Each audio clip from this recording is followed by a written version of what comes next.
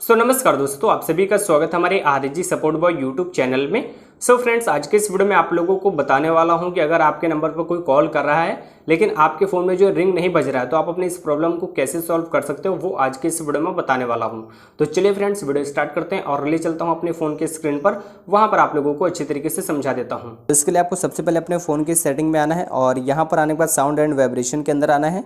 यहाँ पर आने के बाद आप देख सकते हो ये जो वॉल्यूम वाले जो ऑप्शन होते हैं इनको आपको सबको फुल कर देना है। यहाँ पर आप देख सकते हो रिंगटोन का भी आप फुल कर लेना, मीडिया, नोटिफिकेशन, अलार्म सबका आप फुल कर लीजिए।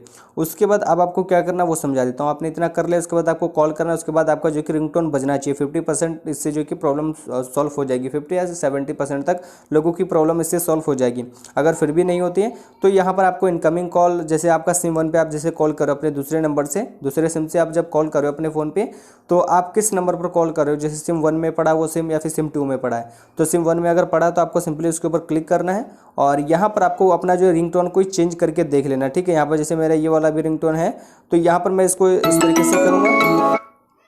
इस तरीके से आपको चेंज करके देख लेना है कि आपका रिंगटोन अभी बजना चाहिए। ठीक है, जब आप यहाँ पर सिलेक्ट करोगे तो यहाँ पर आपको खुद आवाज़ सुनाई देने लगेगा जब आप यहाँ पर अपना रिंगटोन सिलेक्ट करोगे। ठीक है, उसके बाद जो इससे आपके प्रॉब्लम सॉल्व हो जानी चाहिए। और अगर आपने अपने फ़ोन में कोई थर्ड पार्टी एप्लीकेशन इंस्टॉल करके रखा हुआ है, डायलर एप्लीकेशन, जैसे वीडियो कॉल वाले, स्क्रीन वाले, इस तरीके के जो एप्लीकेशन आते हैं डायलर, जिसमें कि किसी का भी कॉल आता है तो वहाँ पर वीडियो चलती है या फिर वहाँ पर जो कॉलर ट्यून, जो कॉल स्क्रीन होता है वो चेंज हो जाता है। तो इस तरीके की जो एप्लीकेशन होती है जो आपने प्ले स्टोर से इंस्टॉल किया, उनको आपको सबसे पहले तो अनइंस्टॉल करना है।